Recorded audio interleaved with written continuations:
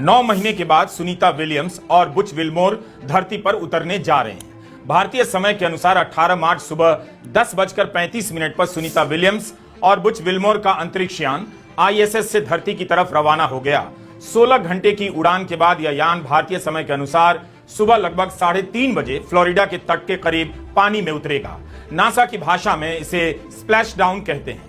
हम जानते हैं कि भारत में औरंगजेब की कब्र में दिलचस्पी पैदा की जा रही है, लेकिन सुनीता विलियम्स और बुच विल्मोर की घटना की नजर से देखिए तो पता चलेगा कि कब्र खोदने की राजनीति आपको अंतहीन गड्ढे में धकेल चुकी है। सुनीता विलियम्स और बुच विल्मोर अंतरिक्ष यात्री की वेशभूषा में क्रू ड्रैगन फ्रीडम में सवार होने से पहले स्पेस स्टेशन में रह गए 7 अंतरिक्ष यात्रियों से विदा ले रहे हैं।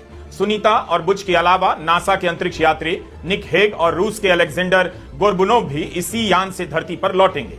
निक हेग क्रू ड्रैगन फ्रीडम के कमांडर हैं। सब कुछ कितना सामान्य है, इसे किसी मीडिया इवेंट में तब्दील नहीं किया गया। सुनीता और बुच को लेकर स्टार लाइनर जून 2024 में एक सप्ताह के लिए ISS गया था, लेकिन तकनीकी खराबी की वजह से इनकी वापसी नहीं हो सकी। 9 महीने गुजर गए। अंतरिक्ष से इस तरह की वापसी पहले भी कई बार हो चुकी है, लेकिन इस बार खास बात तो यही है कि 9 महीने तक सबने उम्मीद और धीरज का साथ नहीं छोड़ा। बिना धीरज के विज्ञान कहां सफल हो सकता है। स्टार लाइनर की खराबी को विज्ञान ने एक बड़े अवसर में बदल दिया। 9 महीने तक जिस घटना को हम असफलता के रूप में देख रहे थे, उसी को मील का पत्थर बनते हुए देखने जा रहे हैं। आपने नोट किया ही होगा, जब इस अभियान की वापसी का कवरेज नासा के ह्यूस्टन स्पेस सेंटर से किया जा रहा था, तब कमेंटेटर रॉब नेवियस की आवाज में किसी भी तरह का अतिरिक्त उत्साह नहीं था। उपलब्धि का बखान करने वाली उपमाओं का भंडार सुनाई नहीं दे रहा था। यह नासा का कंट्रोल रूम है। यहां की गतिविधियां सामान्य नजर आ रही हैं।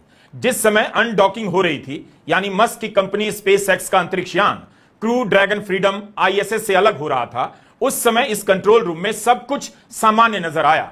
कमेंटेटर रॉब नेवियस की आवाज में कोई उतार चढ़ाव सुनाई नहीं दिया। संयम के साथ कमेंट्री करते चले गए। With 286 days in space, a mission encompassing 4,576 orbits of the Earth and 121.3 million miles.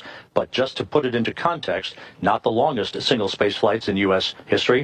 That distinction belongs to Frank Rubio, who remained on the station for 371 days when his Soyuz spacecraft experienced a coolant leak. He's followed on the list by Mark Vande Hei with 355 days, Scott Kelly with 340, Christina Cook with 328, and Peggy Whitson with 289 days in space.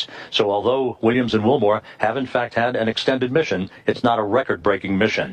As we stand by for the final procedures to be encompassed here in Mission Control. Rob Navias ने बड़े आराम से बता दिया कि सुनीता और बुच का 286 दिनों तक यानी 9 महीने तक अंतरिक्ष में रहना और वहां से वापसी करना कोई रिकॉर्ड ब्रेकिंग घटना नहीं है। इसके पहले भी कई अंतरिक्ष यात्री 289 दिनों से लेकर 371 दिनों तक अंतरिक्ष में रह चुके हैं। ऐसा कोई भी दिन नहीं होता जब अंतरिक्ष में कोई इंसान नहीं होता है। इसी नवंबर में स्पेस स्टेशन में इंसान की निरंतर मौजूदगी के 25 साल होने जा रहे हैं। यह बात हम खास तौर से भारत के संदर्भ में बताना चाह रहे थे। आपको 20 अगस्त 2019 के दिन ले जाना चाहता हूं, जब चंद्रयान द्वितीय लॉन्च हो रहा था और इसे लेकर देश भर में उत्साह का माहौल बनाया गया। साफ है, प्रधानमंत्री मोदी और उनकी पसंद के आसपास राजनीति बुनी जा रही थी। नासा का कैमरा अंतरिक्ष से एक बार के लिए भी नहीं हटा। एक बार के लिए भी आपको ISS और ड्रैगन फ्रीडम यान के अलावा कुछ भी दिखाया। ना तो ट्रंप को दिखाया, ना मस्क को। अनडॉकिंग की कमेंट्री हमने पूरी तो नहीं सुनी, लेकिन अनडॉकिंग होने तक एक बार भी नासा के कमेंटेटर ने राष्ट्रपति ट्रंप का नाम नहीं लिया। उस समय के कवरेज को आप निकाल कर देखिए, जब इसरो का कैमरा कभी चंद्रयान द्वितीय को दिखाता, कभी प्रधानमंत्री नरेंद्र मोदी को।